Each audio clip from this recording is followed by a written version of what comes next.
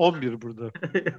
Hocam biz burada yatsı oldu. Ofisteyiz. Çalışmaya devam. Helal olsun. Biz evden çalışıyoruz. Ofislerimiz kapalı. Hocam size de helal olsun. Ne yapalım? Ya formaları giydik, nazar değdi. Evet hocam ya, formaları giydik, nazar değdi ama olsun. Hala lideriz.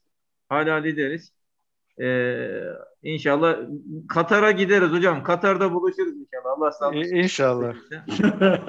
Sağlık, Yakın sağlık zaten verirse. sizin oradan. Ben gelirim oraya, oradan gideriz. Abi nereden gittiğinize bağlı. Ters taraftan da olur. Size...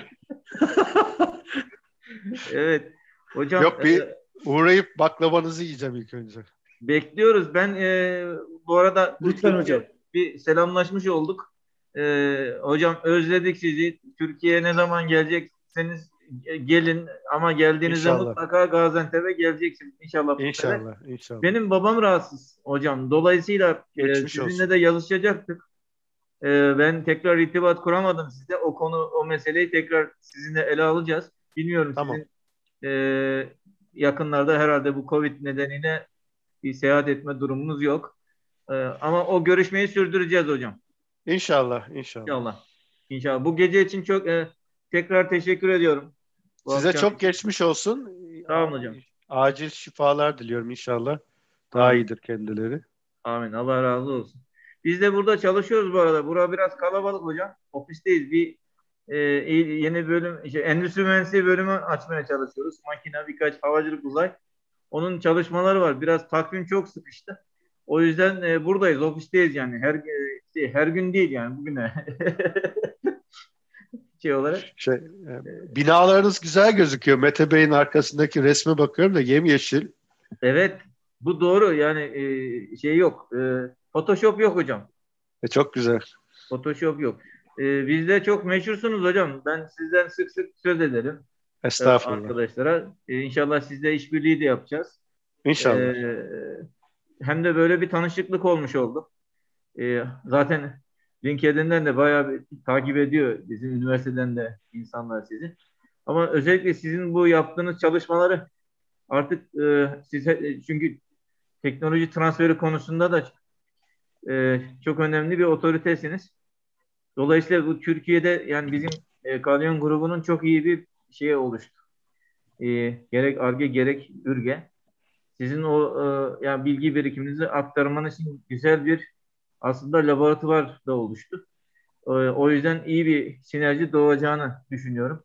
İnşallah. Yani benim amacım da o zaten Turkay'cığım. Ben yavaş yavaş burada işte yazları bırakıp Türkiye'de geçirmek istiyorum. Ondan sonra bahar ve yaz derken öyle yavaş yavaş Türkiye'ye doğru kaymayı düşünüyorum. Tamam hocam, konuşacağız bunu inşallah. Tamam. Tamam hocam. Ben ara sıra gidip gelebilirim hocam ama buradayım. Ofisteki herkes sizi dinliyor olacak. Katkı sunmaya çalışacağım. Hanif hocam, isterseniz siz bir girizgah yapın. Tamam hocam.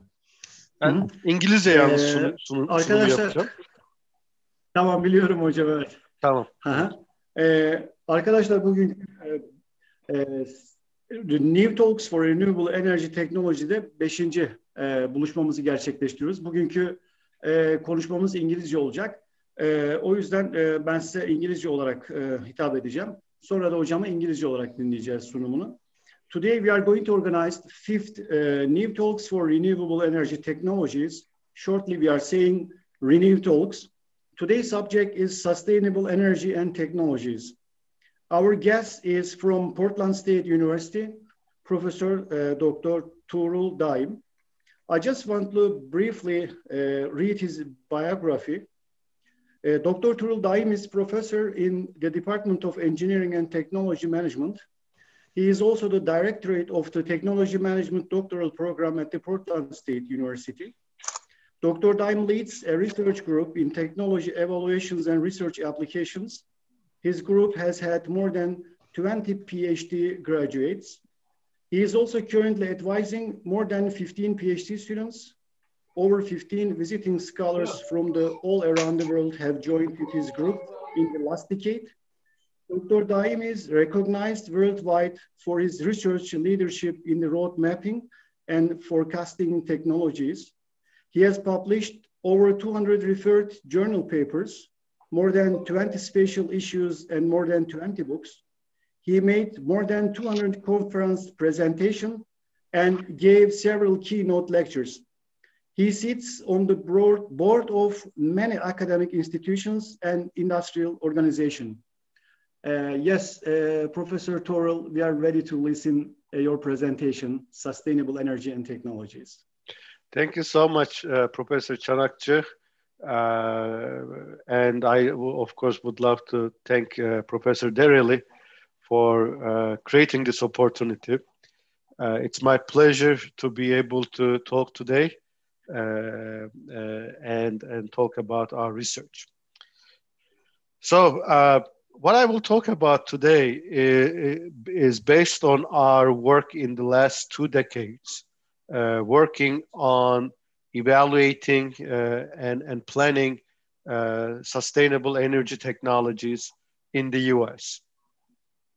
And you're going to see several projects I will go through, and they each one represent a doctoral dissertation and the methodologies developed really initially by my own advisor, Professor Dündar Kokaglu.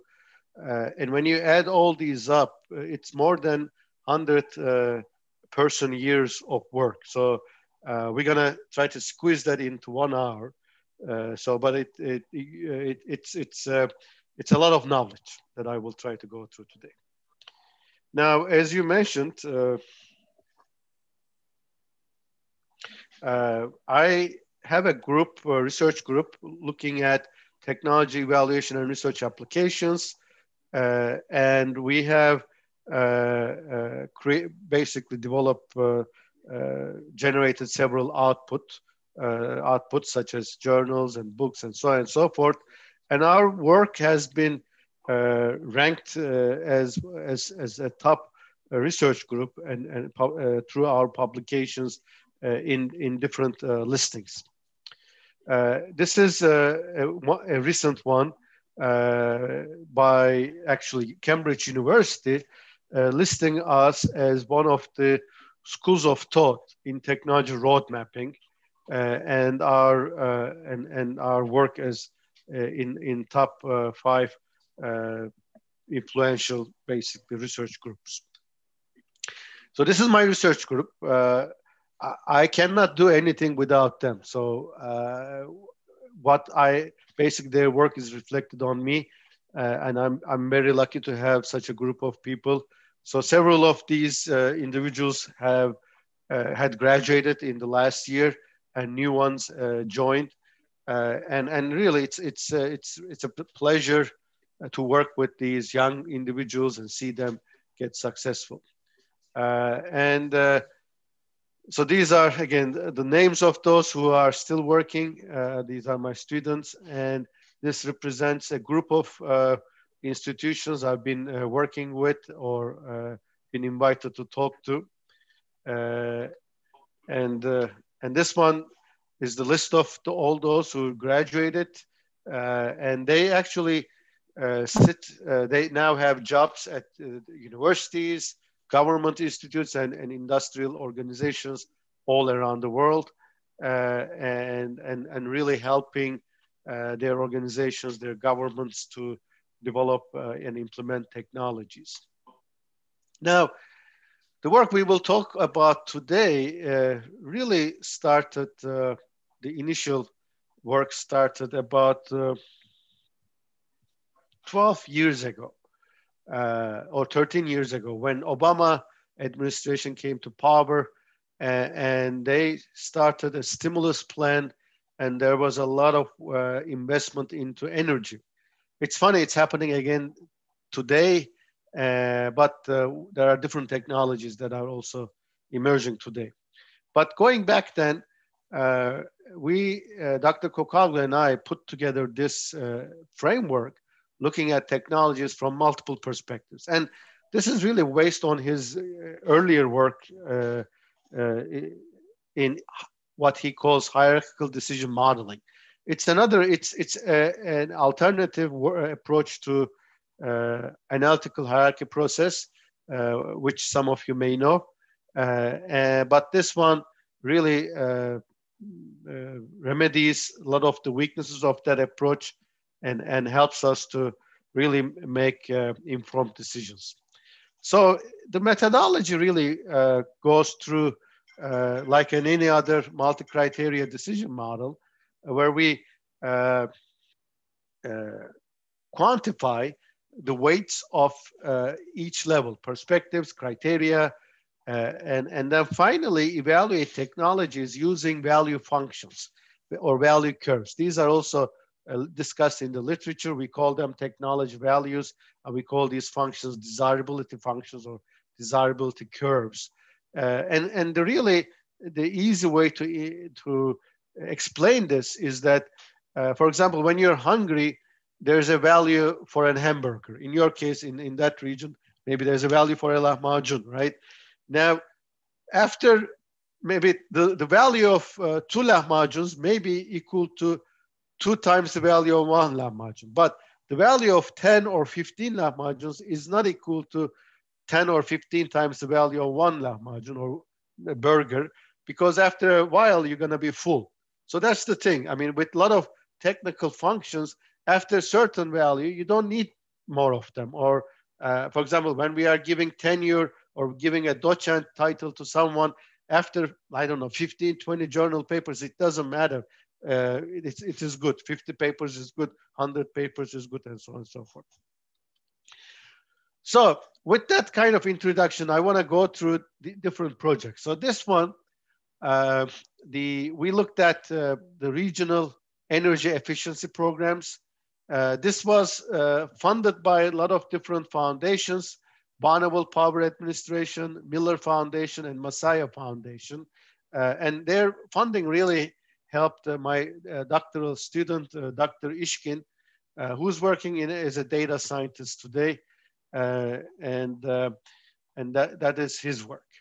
So we looked at the evaluating energy efficiency programs. Now, when we talk about sustainable energy, it's not just the use of renewable energy, it's also reducing energy usage, right?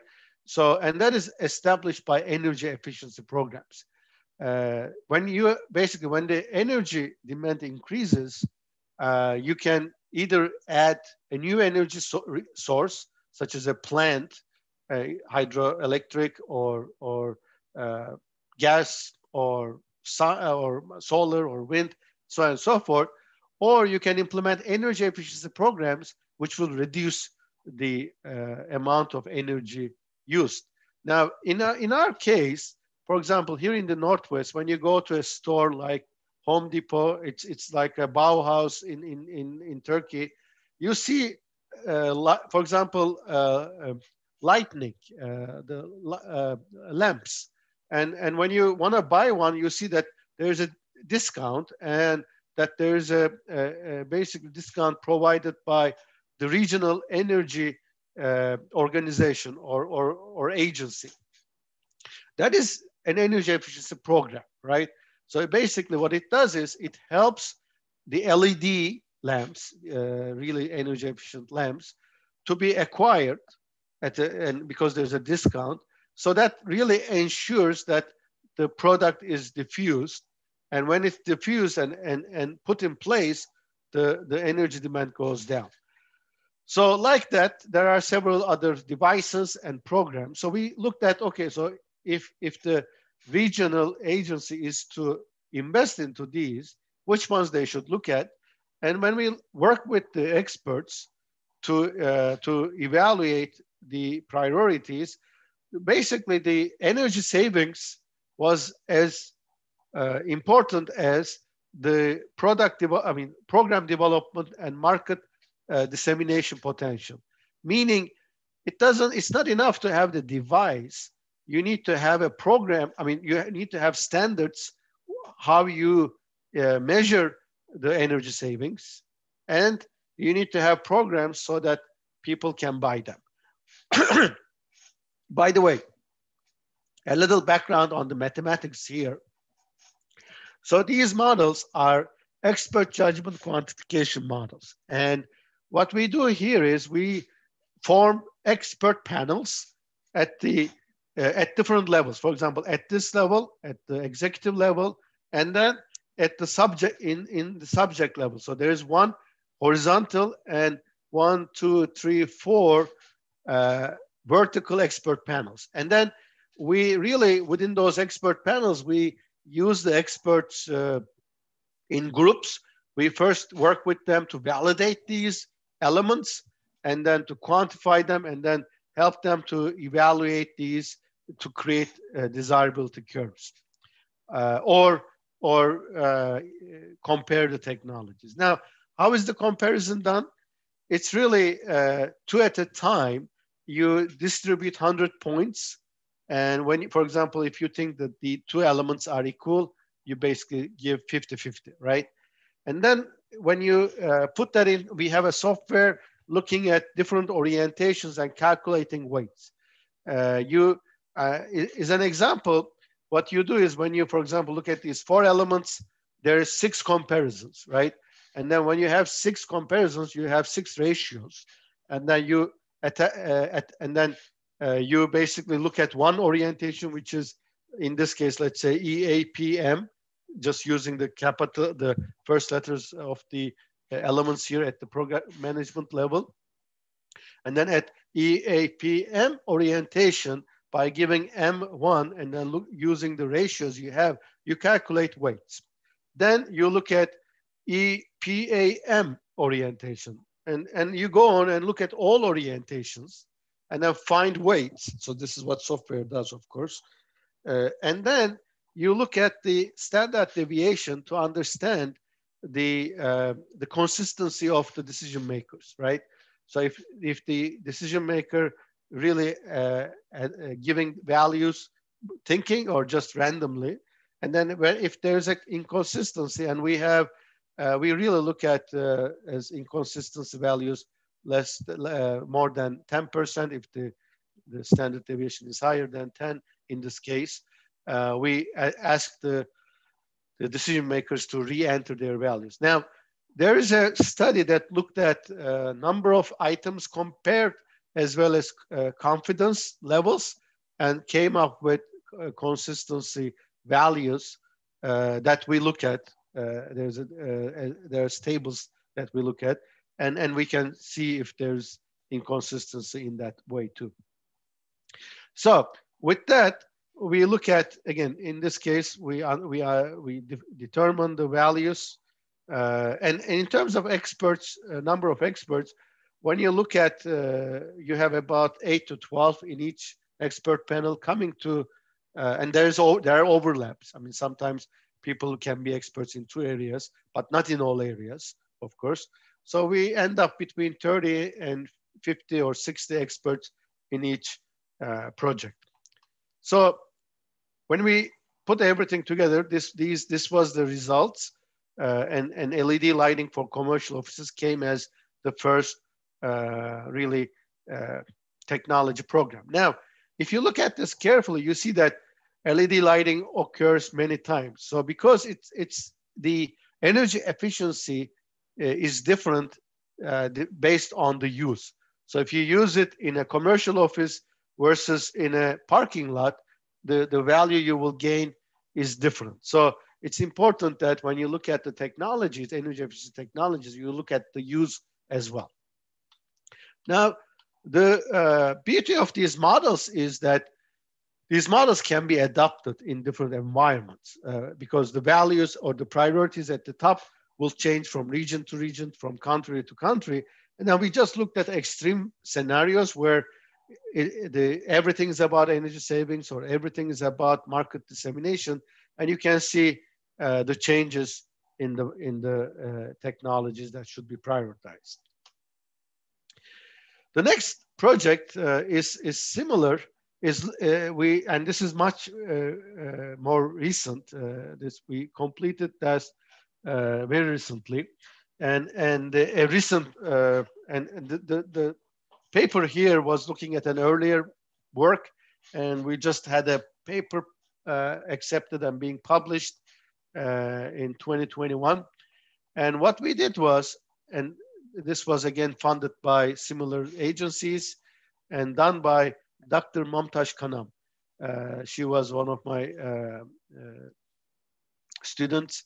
She's now working in a local software company and interviewing for an assistant professor position. What she did was, instead of a specific technologies really value, she looked at the readiness of the environment for that technology.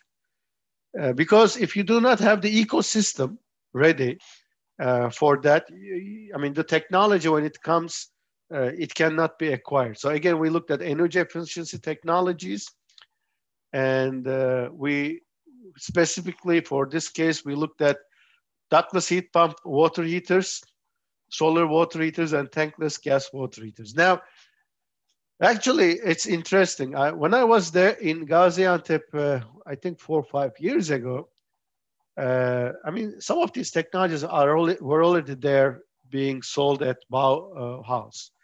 And it's interesting to note that technology should be evaluated within a context, meaning a technology may not be new for Turkey, but it may be new for the US or vice versa, right? Especially energy efficiency technologies are new for the US. They are were really looked at in the last a decade and a half. The reason is that the energy was not an issue in the US before. And when you look at the heaters and whatnot, for the houses, they are huge heaters for the whole house, as well as water heaters for the whole house. And there's a lot of basically energy waste as a result. For example, in Turkey, we have these water heaters, right? These are tankless water heaters, which we call as şofben in Turkey. This is a new technology in the US, believe it or not. I mean, I had şofben when I was a kid in Turkey, but it's, for example, where we live, we have to turn on the water for a few minutes before it gets hot. In Turkey, it's few seconds when you have a şofben. But again, when you look at from a context perspective, it's interesting that the technologies which are standard technologies in other countries may be new in some other countries. Anyway, so this was our model. We had similar, again, perspectives, but we had a lot in terms of infrastructure and legal aspects as well, because codes and standards are needed to be able to have these technologies used. In this case, we used desirability curves instead of comparing technologies to each other, so that you could actually bring in any technology into the model and come up with a value. Now, why is value important? So in this case, these were our technologies, and now we basically found the values for them, right? Now, we can improve the values by just focusing on certain components, like in this case, and desirable values help us to do that. So by just, and this really helps us to come up with technology development improvement pathways. It's just telling how we can improve the technologies so that their diffusion will be better. The next one, we looked at, again, this time renewable energy, wind energy, retrospectively. And this was mostly funded by Saudi Royal Foundation. This means really the PhD students were funded by the Saudi Arabia Cultural Mission. So this is interesting to note. The Saudi Arabia started this more than a decade ago, started sending hundreds of thousands of students to US at master's and PhD level. And I already graduated, 5 of them. and they all go back to their universities and start really contributing.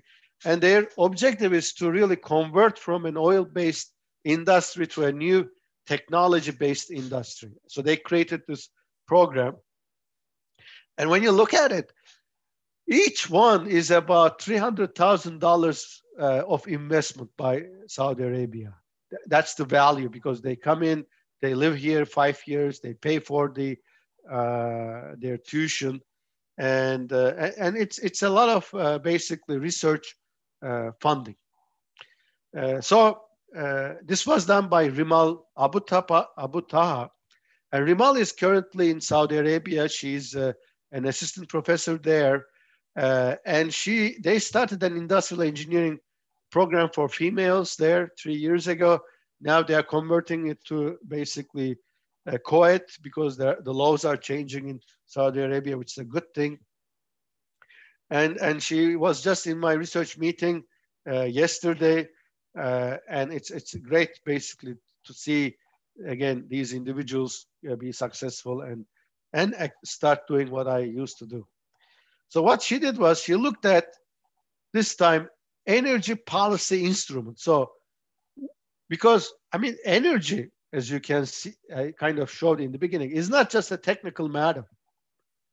It impacts every perspective, and every perspective impacts it, meaning it's a political matter, it's a social matter, it's an environmental matter. For example, when the Japanese disaster happened, with the Fukushima plant kind of having a nuclear disaster after the tsunami, which was created by the earthquake, a lot of countries canceled their nuclear programs, future investments, including Germany, US, and that was pretty much a political decision, because these governments were close to elections, and they didn't want the nuclear to be an impediment to their success. Because when you look at from a technical perspective, nuclear energy is the best technology, because it has the highest power density, and it's the most reliable technology. Now, what has happened both in Fukushima and Chernobyl were human errors, and they could have been avoided with better management. But what happened has happened, right? So anyway, so what I'm trying to say is that this is really not a technical matter. And when you look at the model here we developed, you see all economic, social, political, environmental, and technical matters, right? And really what we were looking at is the elements that helps, for example, improve economic situation or improve environmental situation. So those elements were elements of a policy as a result, right? So then we looked at different policies such as tax credits or renewable portfolio standards. A renewable portfolio standard is setting goals for switching to renewable energy. For example, saying that Turkey is going to be 50% renewable by 2050, right? So those are the things that were done in Oregon. And again, like I said, this model was a retrospective model. So we worked with the government agencies and the energy experts here in the state, telling us what really helped. Now, when we looked at this, we basically found out that the economic feasibility improvement was the major driver, followed by technical system and regulations. And then when we looked at the policies, renewable portfolio standards were the top one, followed by the tax credits. And then when you look at closer, you see that there's really three groups of policies. One is regulatory policies, second is incentive-based policies, and third, standards. Meaning, if you're really trying to change the energy picture in your region and in your country, when you look at Oregon, Oregon is 1/3 of Turkey in terms of a really area. So it's a big area. The population is very minimal though. We have only 4 million people, right? So it's 1/3 of Turkey, but only 4 million people living. So we have a lot of cougars and coyotes. I'm just kidding. But we have them really because it's a vast area. It's a lot of trees, forests, and so on and so forth. That's why it's actually called Silicon Forest compared to Silicon Valley because of technology companies and a lot of forests. But what we're trying to say here is that you need to go at regulations, incentives, and standards at the same time if you want to change the scene. So we also in this project looked at the different scenarios by changing the weights, and we found that similar policies were effective in those areas too. But really, you could take this model, take it to another area, and apply your priorities and find out what type of policies you need to really implement so that you could improve, you could really increase the adoption of such technologies. All right. The next project looked at R&D project evaluation, again, in the energy sector. Now, you could say R&D project evaluation has been done for decades, really, and it has been done. And this was done by, again, one of my former students, Dr. Edwin Garces. He has published so many papers, more than many even of my students. But he really looked at a different problem. That is R&D done by non-profit and controlled, regulated utilities. So it's interesting because R&D evaluation, like I said, has been studied a lot, but it's how industry has done it was studied. How the government utilities has done it has never been studied because it's different. I mean, the drivers and so on and so forth are different. So he looked at this by looking at 4 cases, these different projects, R&D projects under basically proposed to Bonneville Power Administration. And he, working with the experts, developed this model, quantified it, and evaluated and came up with recommendations for these technologies. Now, I just go through different elements. So we looked at, for example, the policy elements. We looked at the R&D project evaluation. Now, after technology is developed, technology transfer becomes an issue too. This was, again, done by one of my former students, Dr. Judith Eastep.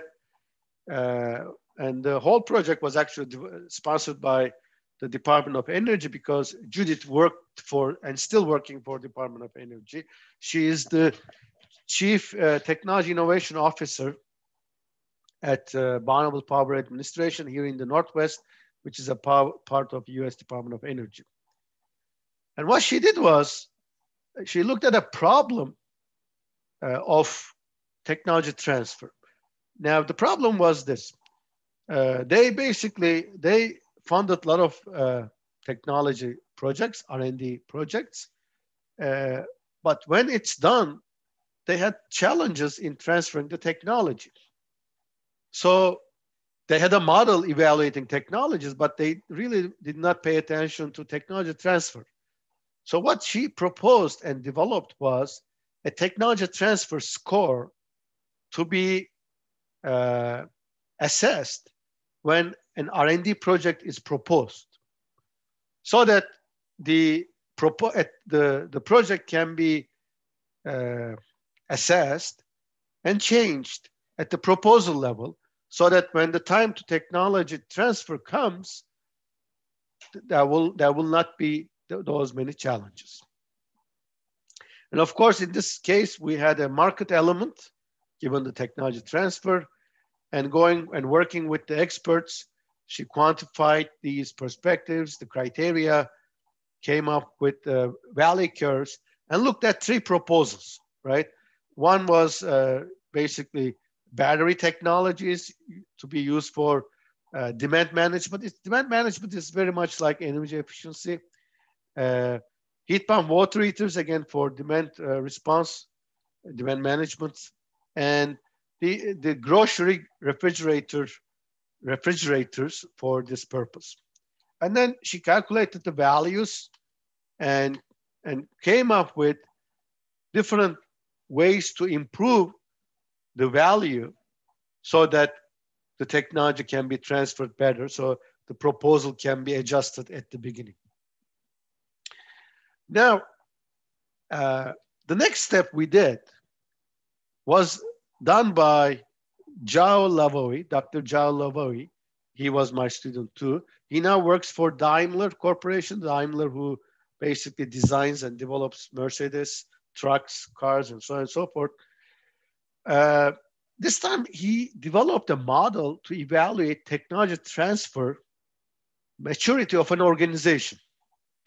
So when he came to work for me as a PhD student, I hired him as a research assistant to work for our project for Bonneville Power. And he was there from day one to the end of his dissertation. And the project he basically was responsible there to develop a technology transfer model for the agency. So he had access to everything. And he was able to use as a research methodology, action research, to come up with the criteria in addition to literature and expert judgments. So this was really one of his contributions. So this was the model.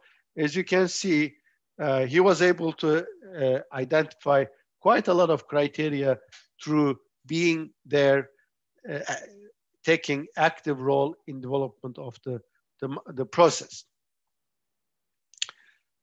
Then, by working with the experts, he quantified the model, validated it, quantified it, and then measured BPA and came up with basically, assessed their value. Now, these values are not really to rank an organization, really. 32%, but it gives us points where we can tell them to improve. So in this case, for example, 32%, there's almost 68% of improvement, and we basically look at where it can be, right? And then I think the best way to look at it is you look at the items with the highest weight and lowest value that the organization scores, and those would be the highest bang for your buck. So in this case, for example, he came up with 2 different options, taking the score from 30s to 60s as a result, right? So these are really the most important contributions of such models, is that you can go back and give recommendations where to improve. So the models can be used as a result. Now, I'm gonna end the discussion today with a more comprehensive application. So we were contracted by, again, these agencies here to look at robotics technologies and in the energy sector, right? So you could say, how can you use these in the energy sector? Well, the energy plants, for example, the nuclear reactors or dams or transmission lines have a lot of tasks that can be done by the robots much better, saving lives, saving, of course, money and avoiding catastrophes. For example, submersible mini robots can be used in the dams, hydro dams, right? Then the concrete crawler robots, again, can be used for the checking any cracks on the dams. Transmission line robots, of course, are used on transmission lines, which are really, from a distance, they don't look that big, but they are really big. They are as high as skyscrapers, really.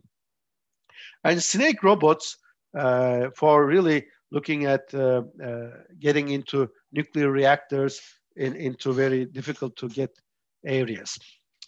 So the question was, they were asking us which one had the highest value for the power sector, so that the agency or the consortium, which is called EPRI, Electric Power Research Institute, which is funded by all the utilities here in the US, can invest, okay?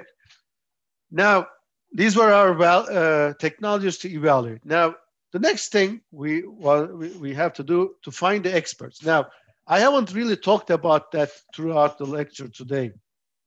Because we use experts, you could say, how do you find experts? So that's the most important part, experts, because this the whole methodology relies on experts. It's expert judgment, quantification. So if you don't have the experts, the whole thing will not have any value. And really, when we talk about assessing and evaluating emerging technologies, it's difficult to find data. So we have to rely on experts. And these experts are the people who are really working on these technologies or worked on these technologies in many ways. So how do we find these experts? So we use multiple ways. One is we work with the agencies because there are a lot of experts there, and then they recommend experts, okay? Second, we use the methods that we publish. These are bibliometrics, patent analysis, and combining with network analysis to find which authors are cited more than the others, or which authors publish more with people, and which authors are on the critical paths, etc. And we identify those people. We recently did that for heat pump water heaters, and I really identified key people that we're now gonna go back and work with. It's interesting. I mean, these methods, the one that I'm talking about, hierarchical decision model methods, I didn't know up until a decade ago that they were heavily used in the industry.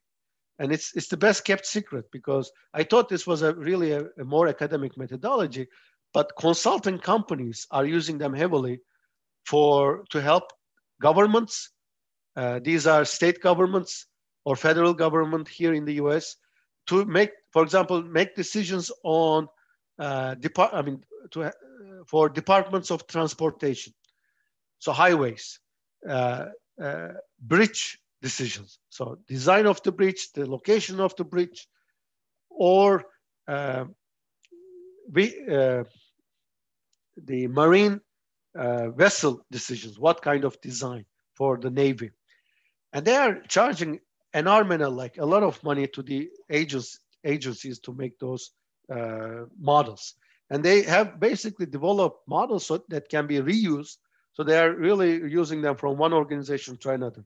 And since they have a group of experts originally aligned, so they use them as well as the experts of the agencies of the companies. I mean, if you look at it, if a company is about to make a decision, the experts are there. I mean, they're experts. You can just identify them, work with them a couple of weeks, get the data, and help them to reach a decision. Anyway, so in this case, we use the bibliometrics. We find experts like this one, for example. We contacted them. This was our model. Of course, we have different perspectives in this case because of the organization's approach, priorities. These were our desirability values. And then here are our basic assessments, right? So we looked at the current value for the organization of these 4 different technologies. Now, is this enough for us? Will this change next year, the following few years? We don't know, right? But we have developed, and this was developed, I think almost 2 decades ago here in our department by Danda Kokaglu and by Natasit Györtsri, who is now, Natasit is a professor in Thailand. And I've been a part of that group. We looked at, in many different projects, to the future. Because when we look at it, what we here tell them is what are the specifications of the technology, right? So we use the desirability curves to find the value. So what we do is we ask these experts who are working on these technologies today that given the current rate of development, where do you see these specifications will be in 4, 5, 10 years, right? And they have an idea because they already have funding to develop those technologies for the NSF or whatever within the next 5, 10 years. They know more or less where they're going to be. So we work with them, and then we can identify the result, future values of these technologies. Now, you could say, what does this tell us? Well, it really gives a lot of information to the executives on making R&D investment decisions, okay? So when you look at this figure, right, this tells us that the snake robot doesn't have value much for us today, but its value is gonna be as high as the other technologies in so many years, okay? So what this tells us is if we increase the investment levels to that technology, we can pull that development in. So today, companies like Intel or Microsoft do not just look at these and say, oh, our technology is not there, we're gonna lose, so let's get out of business. No, they don't do that. They look at this and they say, okay, we have to pull in this technology if we wanna compete. So that's really is enabling that type of decision making. And of course, you could apply scenarios which will improve the brainstorming of the executives. And you could look at if things change, where these technologies are going to be at. Okay. Now, what I want to conclude today is that when we evaluate technologies, and in any area, I mean, we focus today on energy and sustainable energy technologies. Multiple perspectives are very important. I mean, I actually mentioned this in a keynote in Istanbul where Professor Dereli was the chair. He had invited me. I talked about the salmon fish we have. I mean, I don't know if you're familiar with the Northwest of US, but we have wild salmon here in our rivers. They come here to die and then they have new babies. The babies go back to the ocean. It's kind of a cycle. So we enjoy, of course, as a result, nice salmon here. Now, salmon is very important for the tribes, Native Americans, which are indigenous people who lives here. So as a result, the Bonneville Power Administration, the power agency, has to deal with salmon and tribes. So both social and environmental aspects. So they have the biggest fish and wildlife program in the whole country, here in the US, I mean, here in Northwest, okay? It's very, very interesting, right? So the Bonneville Power spends as much time as they spend on power, or electricity, on fish and environment.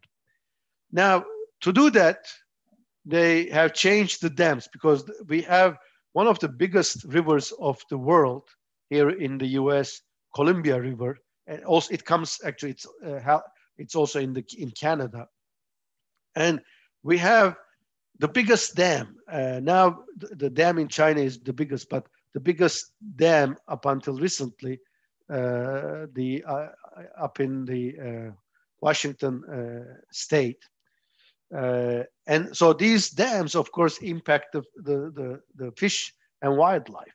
So they created these passages for the fish so that the fish would not die, because when there's a lot of water, you don't want to throw the water over the dam, that will kill the fish.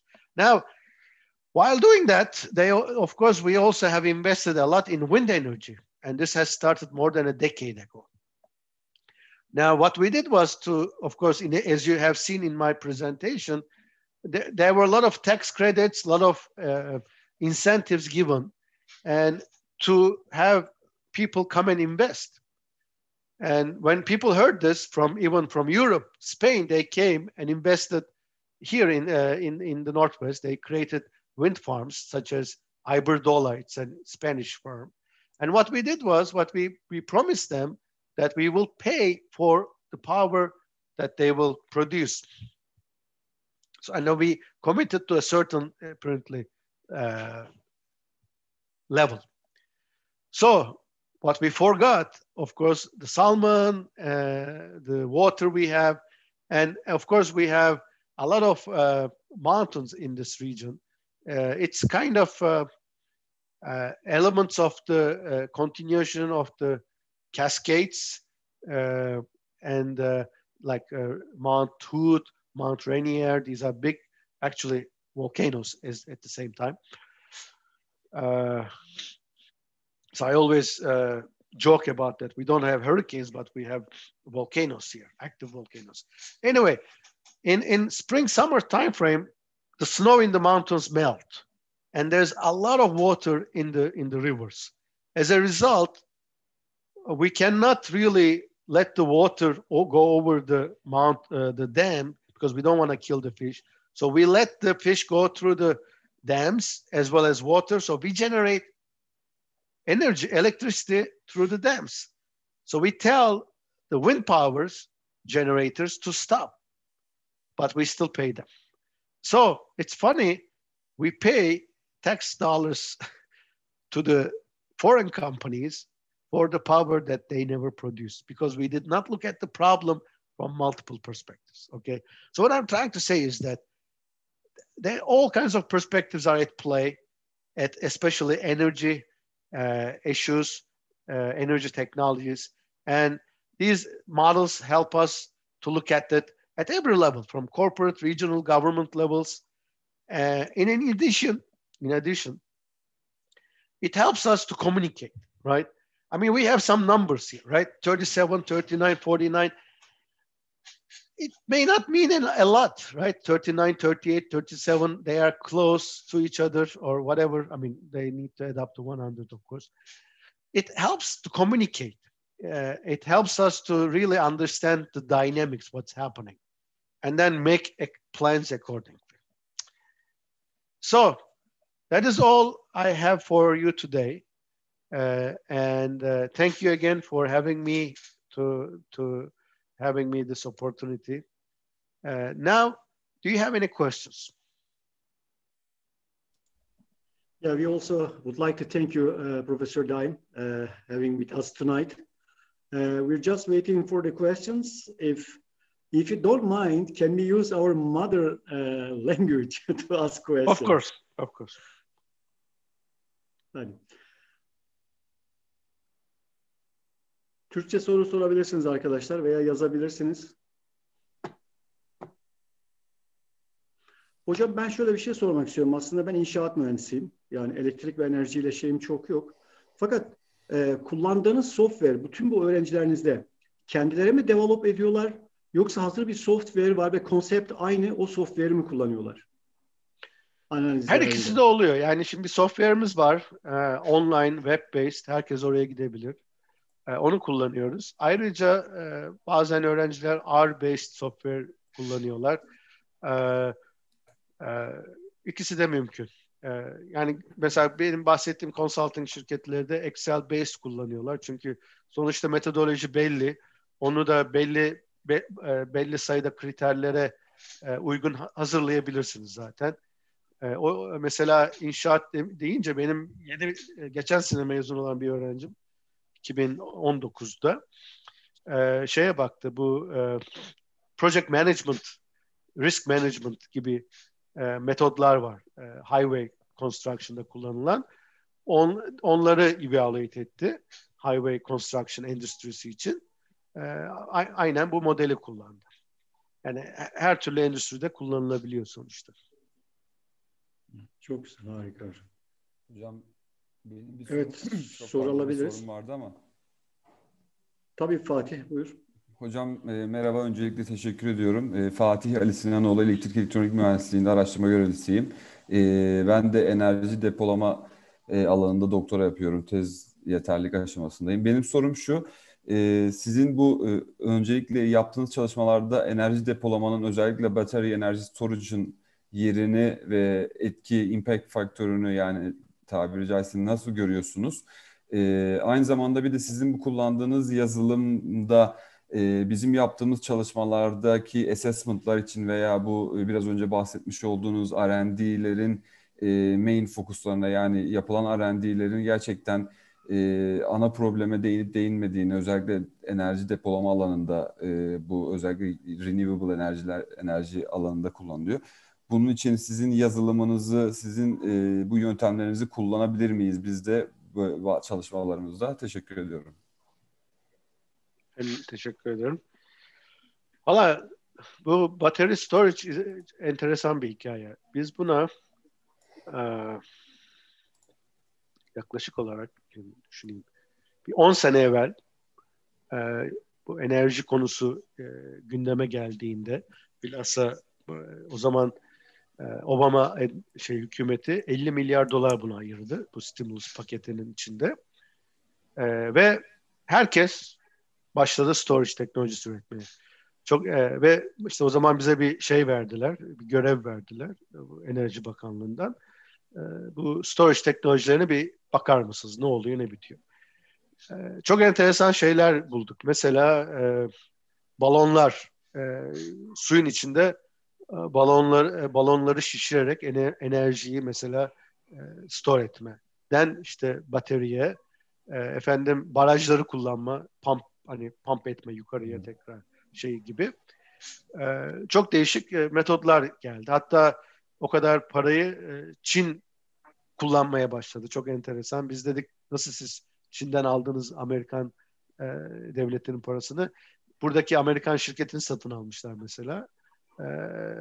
Çünkü 2 Amerikalı geldi, prezente ediyor. Baktım board'dakilerin isminin hepsi Çinli.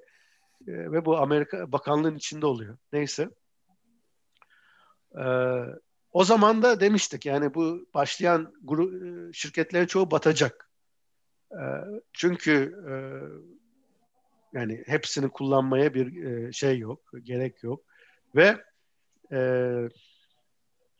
infrastructure da o kadar fazla gelişmiyordu. Yani baktığınızda mesela o zaman Amerika'nın bütün doğu kıyısı ve ortası tamamen ya natural gas, ya petrol, ya kömür kullanıyordu. Veya nükleer. Sadece bizim bu Northwest'te işte su var çünkü. Wind ve California. Yani bu durum fazla gelişmedi. Baktığınız zaman çok enteresan. Yani sahiden çok fazla investment var falan gibi geliyor. Mesela Almanya dünyada en çok solar'a invest etmiş ülke. Fakat baktığınızda yüzdelerine gene coal var, nükleer var. Fransa'da mesela %70-80 nükleer. Japonya zaten çoğu nükleer. Geçeceğiz diyorlar, geçiyoruz diyorlar. Biz bir çalışma yapmıştık. Hiç alakası yok. Yani environment'ı mesela önemli Avrupa'da hesapta değil mi? Ama baktığınız zaman sonuçlara hiç alakası yok. Yani bu bizim modelleri ters kullandık. Sizin seçimlerinize göre ne derler önceliğiniz değil. Önceliğiniz para çıkıyor, finans çıkıyor. Şimdi gelelim storage'e. Yani storage önemli bir nokta için, wind ve solar için. Yani renewable energy, yenilebilir enerji storage olmadan olmaz gibi bir şey. Fakat çok enteresan. Mesela bu smart grid de mesela gene 10 yıl evvel burada yüzlerce milyon dolar harcandı. Bir demonstrasyonu yapıldı. Gene bitti. Tabii çok enteresan gene bir nokta var. Teknik değil olaylar. Finansal bile değil. Politik. Niye politik? Trump geldi. Bütün her şey bitti. Bizim Trump'tan evvel sadece benim milyonlarca dolar funding'im vardı. Şak bir günde hepsi bitti. Çok enteresan. Şimdi tekrar açılıyor funding. Tekrar çünkü environment'a odaklanmaya başladık. Sonuçta hükümetlerin öncelikleri çok değiştiriyor. Fakat güneş ve rüzgar enerjileri hala ucuz değil. Yani bir doğal gaz çok ucuz Amerika'da. O yüzden nükleer ele yapabildiğiniz zaman o da çok ucuz. Sonuçta kazandırdığı paradan. O yüzden yani hani dışarıda duyduğumuzla gerçek olan çok farklı şeyler. Ve ben gene de yani yenilebilir teknolojiye geçmek için doğru dürüst bir finansman lazım. Yani şimdi mesela gene kaç trilyonlar harcadı Amerika. Bütün bu Covid'de şeyde gene para koyuyorlar. Enerjiye gene 50 milyar dolar. Şimdi 50 milyar dolar diyeceksiniz çok para. 50 milyar doları şuradaki şirket koyuyor fabrikasına, Intel. Yani bir ülkenin, Amerika gibi bir ülkenin enerjisini değiştirmesi için bizim trilyona geçmemiz lazım. Trilyonlar seviyesinde yatırım yapılır. Mesela elektrik kar. Tesla'nın stoğu aldı başını gidiyor. Da nereye gidiyor? Yani nasıl olacak? Infrastructure yok bir kere. Gaz, her tarafta benzin istasyonu var. Başka istasyon yok ki. O bir. İkincisi işte elektrik arabayı sürersek şey olacak. Ne olacak? Çevre şey olacak. Nasıl olacak? Sen elektriği hala doğal gazla üretiyorsan o nasıl olacak? Yani onu da insanlar anlamıyor. Yani benim diyeceğim maalesef fosil bazlı enerji kaynakları hala ucuz olduğu için hala onlar domine olacak. Şimdi onları daha iyi kullanmanın yollarına bakmamız lazım. Mesela carbon capture falan filan. Onlar bence önemli. Ve işte katastrofi olmadan değiştirmiyoruz huyumuzu. Mesela bu Covid bayağı bir değiştirdi şimdi bu pandemiye bakış açısını dünyanın. Belki çevresel bir katastrofi olduktan sonra biz değiştireceğiz şeyimizi. Onun dışında yani bu iş yavaş gidecek benim görüşüm. Yani biz buna 10 yıl evvel bakıyorduk değişecek diye. 10 yılda bir şey hala değişmedi yani. O storage teknolojileri de çok yavaş ilerliyor sonuçta. Evet. Tesla çok buna yatırım yapıyor. Fakat yani her şey ekonomiye geliyor. Diğer noktalar önemli de ekonomi değişmedikçe tabii o ekonomi gene politikayı da etkiliyor. İnsanlar kendi bölgelerinde iş kaybolmasını istemiyor. Mesela sırf iş kaybolmasın diye kömüre tekrar yatırım yapıldı Amerika'da geçen 4 yıl içerisinde. Çok uzun bir cevap oldu sorunuza. Yok, çok teşekkür ederim hocam. Şimdi dinliyorum. metotları tabii kullanabilirsiniz. Dinliyorum. Metotları kullanabilirsiniz. Bana bir mesaj gönderirseniz size yardımcı oluruz. Çok teşekkür ederim hocam. Çok sağ olun. Peki sizin konumunuz nedir Fatih Bey? Ben araştırma görevlisiyim. Elektrik elektronik mühendisliği bölümünde tamam. hocam. Oldu. Teşekkürler hocam. Türkay hocam soru bölümüne geçtik. Sorusu olan arkadaşlar varsa alabiliriz. Yes, please, Dr. Bill. Yes, thank you so much, Professor Daim, for this presentation. It is really, really useful. Thank you so much for your time. I think the engineering management topic is really interesting, and I think we still need a lot of to learn about this department and topics. I'm kindly asking you if you recommend any conferences in this field, engineering and technology management. Also, I don't know if you propose any kind of research topic where we can collaborate, submit application together or submit research together, or you may co-author some of our papers, any kind of research collaboration that you propose. Thank you. Okay. Hi, Bilal. So I know you from your paper submissions, right? So you know our journal.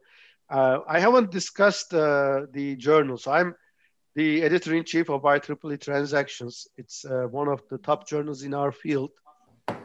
It was actually, the first time I heard about it was when I started my PhD under Dr. Kokaglu, who was the editor-in-chief then. And at the time, it was really the top journal. Unfortunately, after him, the editors kind of refocused the journal. But I was invited to join about 4 years ago, and since then I think we have captured recaptured our field. And that happened with really looking at the emerging areas in technology management, right? For example, looking at artificial intelligence and its impact, looking at blockchain technology, looking at healthcare technologies. I was trying to get more focus on that, but pandemic really succeeded in that. Now we have a lot of looking at the COVID era. So those are some of the really important topics. Now, it's really not ethical for me to say, why don't we work on a paper for my journal, right? I used to even not submit papers to journals that I edit, but it was not fair for my PhD students. So I discussed it with IEEE, and they said, of course, why do you do that? So I submit papers with only with my students to my journal. But I, of course, would love to work with you and the university to develop research, basically competencies in aspects of engineering and technology management, and really around the road mapping and transfer areas, really. And there are so many journals to submit to, and we can, and I really look at this not from a journal paper perspective, but from a research program perspective. And the major aspect of research programs are PhD students. So that's an area where I would love to work with your university to develop research programs and generate PhD graduates. And that's what countries should focus on, to generate scientists so that the country can develop further technologies. Now you asked about conferences. Now, of course, conferences changed because of COVID, right? And unfortunately, it reduced their values. I go to conferences to network. I mean, we first met with Dr. Dereli in Japan. I don't know if he remembers it. 7 years ago, he came to a conference in Kajikawa. We met there. And that's what you do. You network with people in conferences and you start a lot of different things. And hopefully we'll go back to that. And if we go back to that, I think the top conference in this area is PICMET, Portland International Conference on Management of Engineering and Technology. I've been a part of it in the past, and it's supported by IEEE. And IEEE, Technology Engineering Management Society, supports other conferences, organizes other conferences, and they are very good too. The TAMSCon, Technology Engineering Management Society Conference, is very good. It's going to be held this year online. And it was going to be in Croatia, but nobody's going to be there, unfortunately. Next one, there's one in Taiwan, one in Thailand, but they are mostly going to be online. The IAMOT is another conference. It's going to be online again. It's based in Egypt now because the founder of that has gone to Egypt, Tariq Khalil. The founder of PICMET is Dündar Kokaglı. He's in Portland. And another one is American Society of Engineering Management. They organize conferences. They tend to be more local more focused on US than international. But these are the conferences. But like I said, many of these are postponing as they do not believe in the value unless you are there in the room discussing with people. Thanks a lot. Sure. Thank you.